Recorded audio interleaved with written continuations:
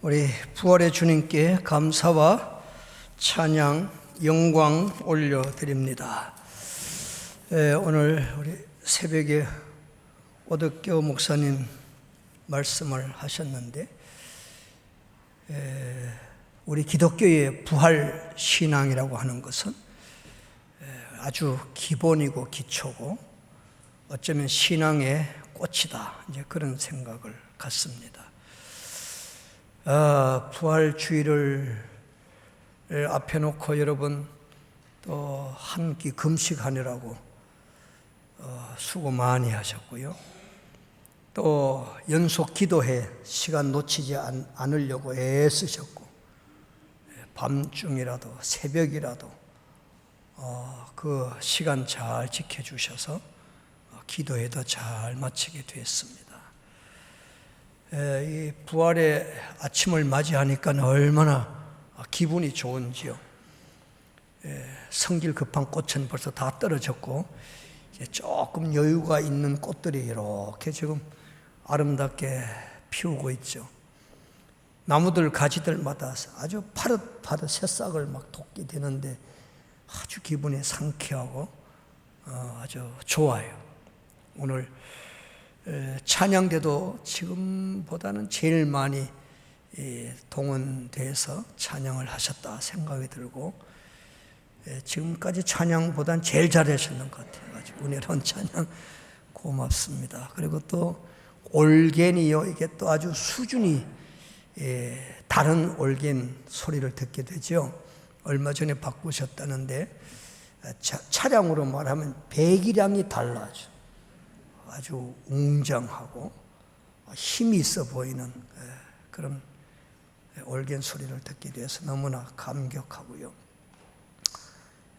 뿐만 아니라 또 내일부터는 이제는 뭐 모임 제한이라든가 또 시간 제한이 다 해제된다니까 얼마나 감사한지 몰라요. 우리 교회가, 특별히 우리 담임 목사님이 영적인 센스가 있어요. 그래가지고 내일 새벽부터 이제 바로 특별 새벽 기도회를 시작하게 된다는데 아주 참 잘하신다, 그런 생각이 들어요. 그러니까는 이제는 모임 제한이 없으니까요, 집에서 영상 예배 이제는 중단하셔야 됩니다. 물론 수술을 하셨거나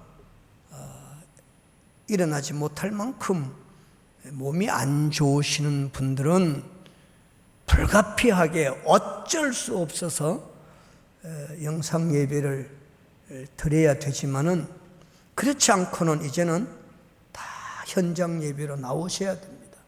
원래 영상 예배는 정상적인 예배가 아닙니다. 비상 상태에 특별한 경우에 할 수 있는 그런 예배지, 교회에서 권장을 하거나 장려하지 않습니다. 현장 예배에서 얼굴과 얼굴을 맞대고 내 목청을 높여서 찬양하고 감사하고 기도하고 거룩한 믿음의 교제를 나누는 이런 예배를 하나님이 원하시지, 그 영상 예배는 본래 의도하지 않습니다. 다 이제는 내일 새벽부터 현장 예배, 수요일 이제는 뭐 얼마든지 자리를 메워서 하나님 앞에 그런 산 예배를 드려야 될 것 같다 하는 생각이 들어요. 그리고 특별 새벽 기도회라고 하는데 왜 특별자를 붙였을까요? 두 가지 의미가 있을 거예요. 하나는 특별히 관심을 가지고 모여달라, 그런 뜻이에요. 평상시에는 새벽 기도를 못 하시더라도 특별한 경우에는 특별히 관심을 가지고 정성을 가지고 새벽 기도를 하시라, 그런 뜻이고, 또 한 가지 뜻은 특별한 은혜가 있다는 뜻입니다. 괜히 특별자를 붙인 게 아니고, 그 특별 세일 가보면 특별히 뭐 또 더 주는 게 있어요. 그때 가는 거예요.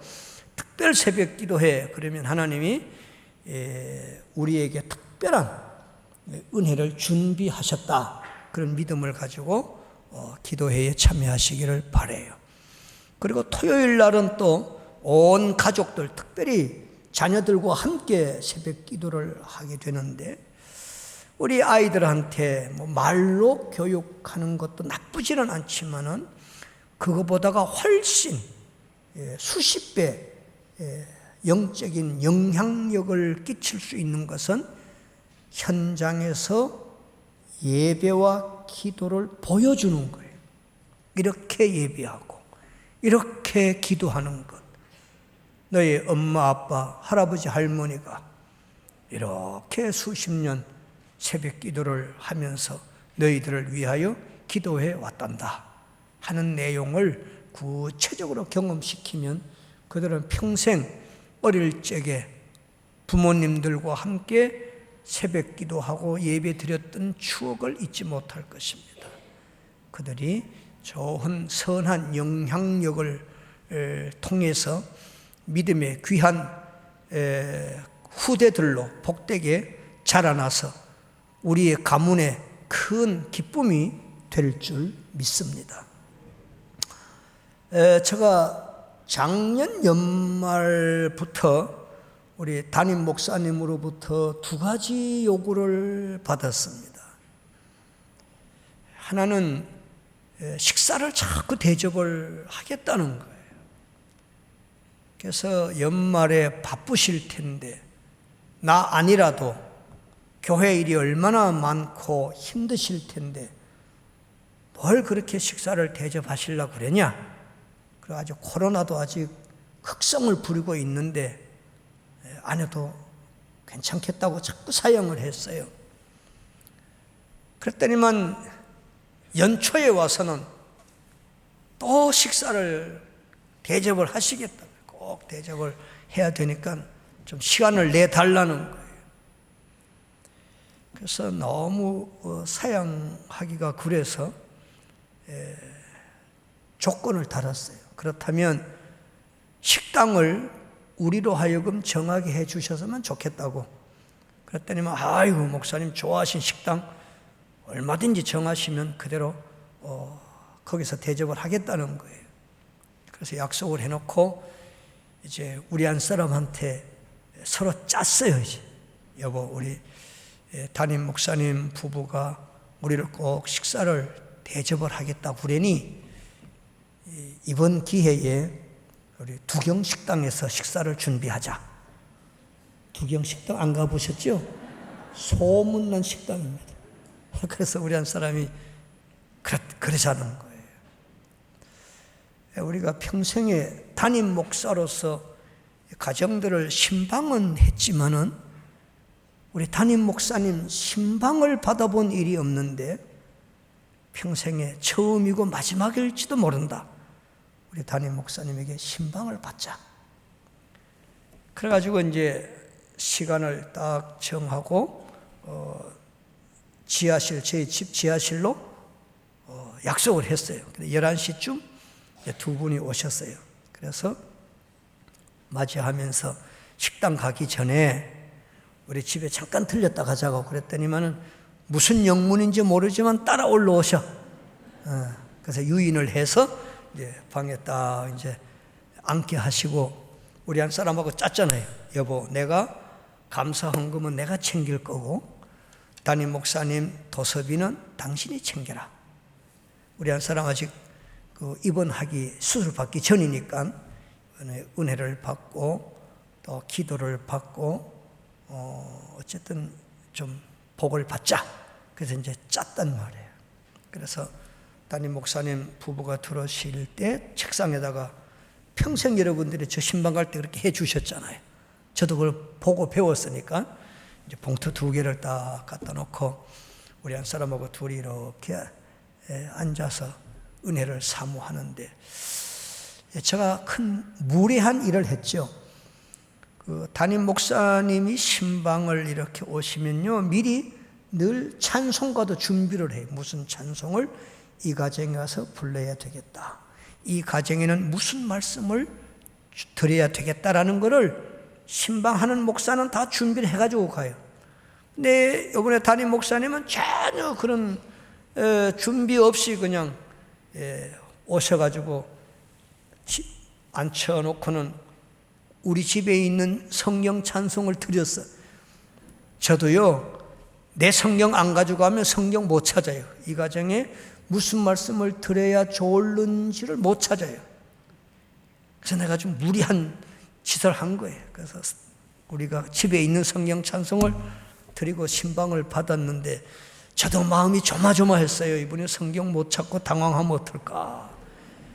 걱정을 하면서 찬송을 부르고 성경을 찾는데, 아니 목사님이 얼마나 영성이 있고 실력이 있는지 찬송 부르시고는 성경을 열왕기상 3장 5절을 딱 찾으셔서 내가 네게 무엇을 줄고 너는 내게 구하라, 그 말씀을 주셨어요. 그래서 그 말씀을 우리가 하나님의 말씀으로 받고 은혜를 받고, 그 다음에 우리 한 사람 좀 수술 잘 받게 해달라는 간구를 올리고 그렇게 신방을 받았어요. 근데 가실 때 또 우리가 드렸는 것보다 더 많은 용돈을 또 주고 가시더만요. 너무 고마웠어요. 그 다음에 두 번째 또 요구는, 우리 한 사람 수술 받기 전에 교인들한테 이렇게 좀 보고를 하시면서 설교를 해 주시는 게 어떠시냐 그래요. 그래서 저도 마음이 좀 이렇게 안정이 안 되고, 그래서 좀 설교를 못할 것 같다고 사양을 했어요. 그랬더니만 또 그러시냐고, 그래서 설교 부탁은 지나갔는가 보다 했더니만은 수술 끝나고 또 요청을 하세요. 목사님, 이번에는 사모님 수술도 받았고 또 제가 또 이 코로나 확증 받아서 그때 해결을 했거든요. 다 성도님들이 궁금해하시고 기도하셨는데 이번에는 꼭 한번 성도님들한테 이렇게 좀 보고 겸 알리시기도 하시고 설교를 좀 꼭 해달래요. 그 대신 이번에 부활절 설교하고 설립주일 5월 첫째 주일 설교 2번을 해달래요. 그래서 또 사양을, 둘 중에 한 번은 하지만 두 번은 도저히 못한다, 한 번만 하겠다, 겨우 그래 오늘 설교하는 걸로 합의를 봤습니다. 여러분, 제 아내는 여러분 참 기도해 주시고 사랑과 격려로 잘 섬겨 주셔서요, 폐암 수술을 잘 받았는데 생각보다는 항암이나 방사선 없이도 될 만큼 수술을 잘 받았습니다. 근데 제 아내가 본래 이 기관지가 좀 약해요. 그리고 또 허리가 또 약해요. 근데 이게 폐를 건드려 놔서 기침이 심한 거예요. 많이 심하게 해요. 막 땀을 흘릴 만큼 기침을 하고, 한참 기침할 때는 뭘 붙들어야 될 만큼 힘들게 기침을 해요. 근데 너무 심하게 하니까 이 허리 디스크가 이렇게 좀 틀어졌대요. 또 꼼짝을 못할 만큼 힘들어해서 또 병원에 가서 4박 5일인가 입원을 하고 지금 퇴원을 했는데 전화를 잘 못 받을 만큼 기침이 심해요. 여러분, 전화하셔도 제 아내가 안 받을 때가 많죠. 받아도 말을 잘 못하기 때문에 그래요. 그건 양해해 주시기를 바라요. 그래서 이제 폐 수술을 받은 의사님은 숨이 가쁘도록 좀 이렇게 걸으셔야 된다는 거예요. 그래야 회복이 빠릅니다. 또 이 디스크 치료하시는 의사님은 무조건 누워 있으라는 거예요. 다니면 안 된다는 거예요. 두 갈등을 하고 있습니다. 도대체 걸어야 되냐, 누워 있어야 되냐. 그래서 이제 반반, 조금 걷고 조금 누워 있고 이렇게 지금 치료 중에 있습니다. 여러분, 기도해 주셔서 많이 기침도 조금 진도가 있고요, 디스크도 조금 통증이 나아지기도 합니다. 보고 드리고요. 저는 이게 3차 접종을 하고 또 코로나까지 확증을 받았으니까 저는 할 거 다 했습니다. 이제는 코로나 같은 거 겁이 나지 않습니다. 이것도 여러분 다 은혜 주셔서 이만큼 된 줄 믿고 여러분들에게 보고 겸 감사의 말씀을 드립니다. 서론이 많이 길어졌죠. 왜 길어졌을까요? 설교는 짧다 그런 뜻입니다. 어쨌든 시간 전에 잘 마치게 될 것입니다. 오늘 엠마오 두 제자의 사건 배경입니다. 이 말씀 가운데 두 가지 신비성이 있습니다. 하나는 죽었던 분이 살아나서 제자들과 동행하면서 대화를 했다라는 것, 이건 신비로운 일입니다. 역사상에 없는, 개인적으로 누구도 경험해 본 일이 없는, 아마 여러분들 중에 지인들이나 친지들이나 남편이나 아내나 자녀들이 죽었는데 어느 날 나타나서 나하고 같이 동행을 한다.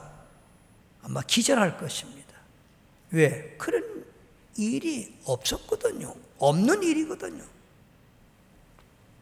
근데 죽었다가 살아나신 예수님이 이 제자들과 동행을 하면서 대화를 나누었다.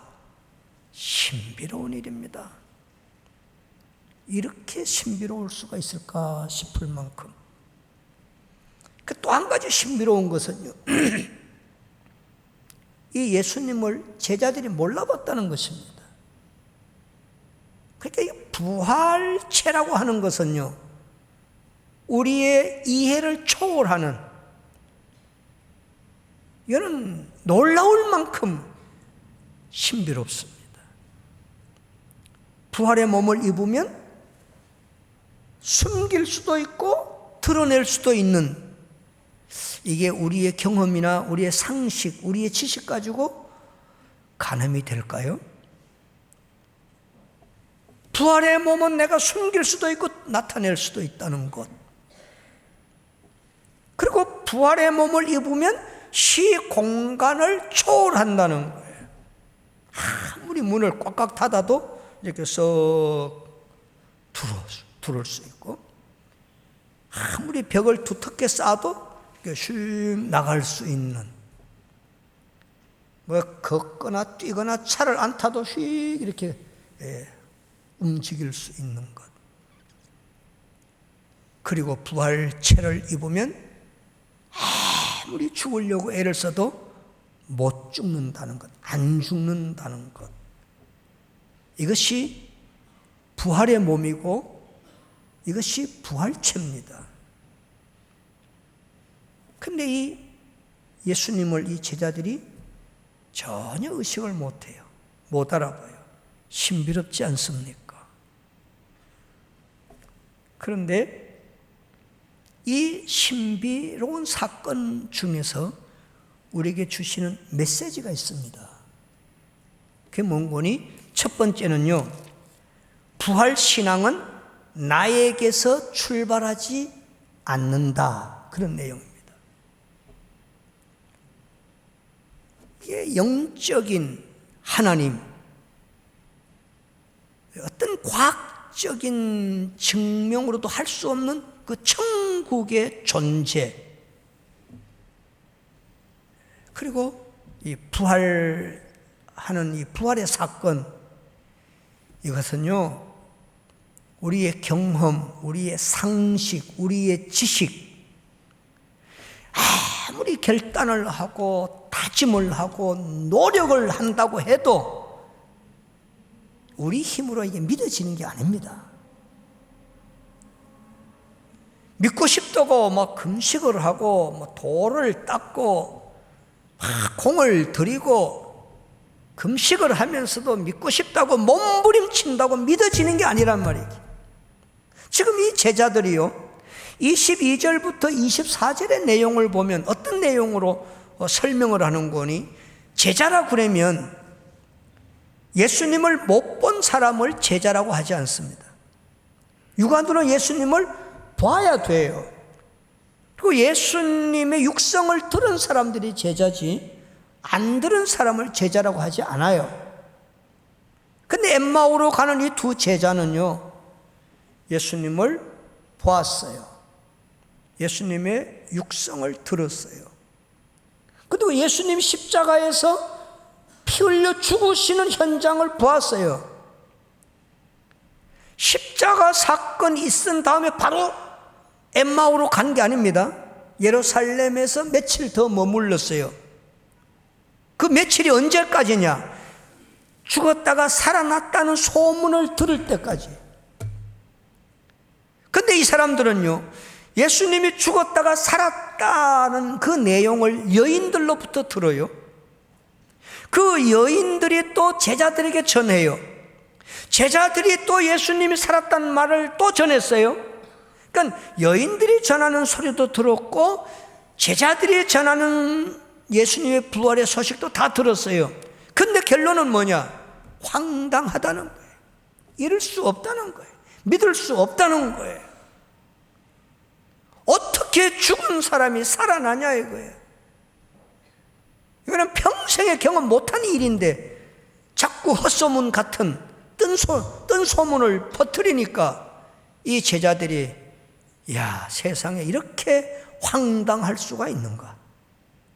그래서 지금 실망을 하고 자기의 고향 엠마오로 가고 있단 말이에요. 그런데 어떻게 이들이 부활의 주님을 경험을 하고 단숨에 다시 제자들이 모여있는 예루살렘으로 달려갈 수 있었는가? 그것은 31절에 보면은 눈이 밝아져서 32절에는 마음이 뜨겁게 되어서, 그러니까 부활의 신앙을 갖는다고 하는 것은 내가 결단하고 내가 결심하는 그 결과물이 아니라는 거예요. 어두워진 허물같이 죽었던 우리의 눈을 이렇게 뜨게 해줬어요. 눈을 열어주셔요. 그리고 우리의 닫혀진 마음, 타락하고 부패한 둔한 이 마음을 성령님이 뜨겁게 해주셔야 그 부활의 주님을 보게 되고 알게 되고 고백하게 되고 믿게 되는 줄 믿습니다. 그러니까 얼마나 신비롭습니까? 부활의 신앙을 고백할 수 있고 내가 부활의 신앙을 가졌다고 하는 것은요, 이거는 기적입니다. 이런 신비가 없습니다. 성령으로 아니하고는 그 누구도 예수님을 주라고 고백할 수 없다는 거예요. 더더욱이 부활의 주님, 죽었다가 살아나신 그 영체를 가지신 그 부활의 주님을 알아볼 수 있다는 것, 이분이 죽었던 그 예수님이라고 고백할 수 있었던 것은 눈을 열어주시고 마음을 뜨겁게 해주셔야 그 고백이 가능한 줄 믿습니다. 그러니까 여러분들은요, 기적의 사람들이지 보통의 사람들은 아닙니다. 이게 믿어질 수 있다는 것, 놀라운 하나님의 축복입니다. 세상 사람들에게 이 부활의 줌을 얘기해 보십시오. 우리 보고 정신이 나갔거나 치매 걸렸거나 이게 사람이 아니라는 거예요. 정상이 아니라는 거예요. 근데 우리는 어때요?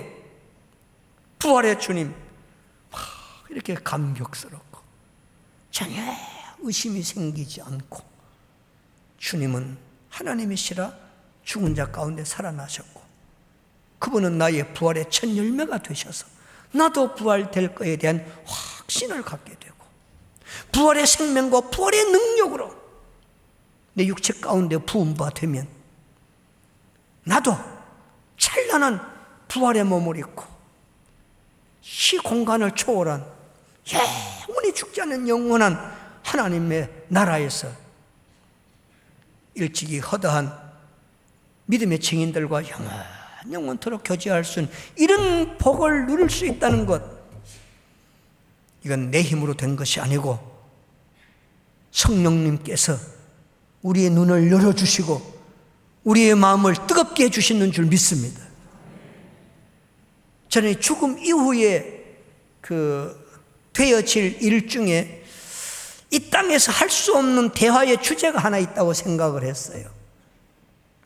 그 천국에 가서 나눌 수 있는 우리의 대화, 믿음의 사람들끼리 할 수 있는 대화의 주제가 뭘까요?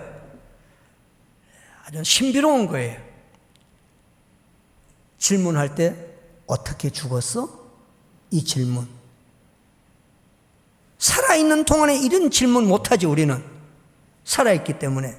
천국 가면 질문 돼요. 아니 집사님 어떻게 죽었어? 그럼 나 암으로 죽었지. 나 물에 빠져 죽었어. 이 죽은 경험을 천국 가서는 할 수 있단 말이에요. 나는 그거 너무 신비로워요. 야, 나는 누구한테 맞아 죽었어? 편하게 이게 대화가 가능해. 편하게. 난 30살에 죽었지. 이런 대화가, 이건 천국 가서 할 수 있는 대화라고요. 어쨌든 이런 영적인 이 부활의 주님을 고백할 수 있고, 지금도 부활, 그러면 막 마음에 이렇게 감격되는 이런 믿음의 확신은, 이건 나의 결단이 아니다. 내 힘으로 된 것도 아니고, 내 지식으로 된 것도 아니고, 내가 남달리 명철하고 내가 남달리 뭐 아는 게 많고 남달리 지혜로워서 된 것이 아니라 성령님께서 우리의 눈을 열어주시고 우리의 마음을 뜨겁게 해주셔서 이 부활신앙을 갖게 된 줄 믿습니다. 두 번째는요, 부활의 신앙에는요 열매가 있다는 것입니다. 예수님이 이 나무가 무슨 나무로 알 수 있는가 그럴 때 열매를 보면 안다고 그랬어요. 이게 감람나무는 감람 열매가 맺힐 거예요. 포도나무, 포도 열매 보면 안다는 거예요. 부활의 신앙을 가졌는가? 그러면 거기에 열매가 있다는 것입니다. 그 열매가 뭐냐? 36절에 보면요, 이 말을 할 때에 비로소 이 두 제자가 예루살렘으로 올라갔어요. 제자들이 모여있는 곳에 갔어요. 그러면서 길에서 예수님 만난 이야기를 했어요. 그때 예수께서 친히 그들 가운데 서서 이르시되 너희에게 뭐가 있어요? 평강이 있을지어다. 부활 신앙에는 열매가 있는데 평강의 열매를 맺게 되는 줄 믿습니다. 이건 부인할 수 없는 열매예요. 감나무면 감을 맺는 거는 그건 뭐 당연한 거예요. 자연적인 원리예요. 부인할 수 없어요. 대추 달렸으면 이거는 아무리 부인해도 대추나무인 것처럼 부활의 신앙을 가졌으면 그는 주님의 평강을 누리게 될 줄 믿습니다. 그런데 부활 신앙을 가졌는데도 평강이 없다. 그건 두 가지 이유가 있겠죠. 예수님이 평강이 있을지어다 라고 선포한 말씀이 가짜거나, 아니면 내가 부활의 신앙을 안 가졌거나, 둘 중에 하나겠죠. 분명한 것은 부활의 신앙이 있다면 그는 주님이 선포한 그 평강이 우리 가운데 임할 줄 믿습니다. 이미 여러분들 다 임했습니다. 인정 못해서 그렇고 그 평강을 누리지 못하는 것이 문제지, 이미 부활신앙을 가졌다면 그 주님이 주시는 평강이 이미 임했는 줄 믿습니다. 베드로는요, 예수님의 인기가 절정에 이를 때에는 굉장히 용감했습니다. 호언장담에 늘 앞장선 사람. 다 부인할지라도 나는 예수님 부인하지 않습니다. 나는 죽을지언정 주님 내가 따라갈 것입니다. 천지는 변해도 베드로의 그 장담이나 베드로의 그 주장이 변하지 않을 것 같죠? 그런데 예수님이 빌라도 법정에서 신문당하고 막 저주당하고, 그리고 신문당하면서 구타당하고, 근데 예수님이 아무 말 없이 당하는 그 모습을 보고 베드로가 굉장히 긴장합니다. 겁을 덜컥 먹었어. 그래서 어떤 그 여자아이가 당신도 저파 아니냐 그랬을 때 부인합니다. 난 그런 분 모른다고. 난 그런 사람하고 알지 못한다고. 그 다음에 다른 남자가 또 묻습니다. 완강하게 거부합니다. 난 저런 사람 누군지 모르겠다고. 세 번째 또 묻습니다. 당신은 갈릴리 출신, 언어가 같았다. 막 저주합니다. 부인합니다. 아니라. 그렇게 사람이 호언장담하고 큰소리 혼자 치다가요, 예수님이 신문당하는 모습을 보고 그렇게 초라한 베드로의 그 나약한 모습. 그런데 언제부터 베드로가 용감하게 핍박하고 감옥에 집어넣고 매질하는 그 앞에 나는 보고 들은 이 예수님의 부활을 말하지 아니할 수 없다. 나는 말을 반드시 할 것이다. 내가 하나님을 기쁘게 하랴, 사람을 기쁘게 하랴. 그래서 감옥에 갇혔습니다. 야고보가 같이 갇혔습니다. 야고보가 먼저 순교를 당합니다. 그 다음에 자기 베드로가 또 목베임을 당할 만큼 위기에 처해 있는데, 그 감옥에서 잠을 잔다는 것 참, 무엇이 그를 깊이 잠들게 했을까요? 예수님의 십자가 사건 받더라면 벌벌 떨고요, 기절 초풍을 해서 밤새워 울고불고 야단법석했을 거예요. 그런데 무엇이 그를 그렇게 잠들게 하고 그를 평안케 했을까요? 부활하신 주님을 경험하고 베드로의 마음에는 세상이 주지 못하는 그 평강이 임했습니다. 죽어도 좋을 만큼의 평강을 얻게 되었습니다. 여러분, 부활신앙을 가지면요, 가난해도 거기에 평강이 있고요, 사업이 힘들어도 거기에 평강이 있습니다. 좀 몸이 피곤하고 병들어도요, 거기에 평강이 있습니다. 이 평강은 그 누구도 줄 수 없는, 그 어느 곳에서도 얻을 수 없는, 이건 하나님만이 주시는 평강.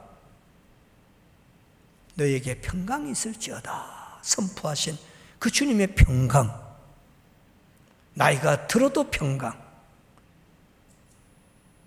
힘든 세상을 살아도 평강. 마스크를 쓰고 답답해도 여전히 우리 영혼 깊은 곳에는 평강이 있는 줄 믿습니다. 이건 부활의 신앙이 주는 열매입니다. 결과입니다. 우리의 남은 생에 세상 사람들은 힘들고 어렵고 못 산다고 아우성을 쳐도 우리는 부활의 신앙인들이라, 이 부활의 신앙도 내가 가진 것이 아니고 주님이 주신 선물인데 그거와 동시에 평강까지 주셨으니 부활의 신앙을 간증하면서 세상 사람들이 알아볼 수 없는 그 신비로운 평강으로 안 믿는 모든 사람들에게 멋진 신앙의 영향력을 끼치는 저와 여러분들 다 되시기를 주님의 이름으로 축복합니다. 기도합시다. 주님 고맙습니다.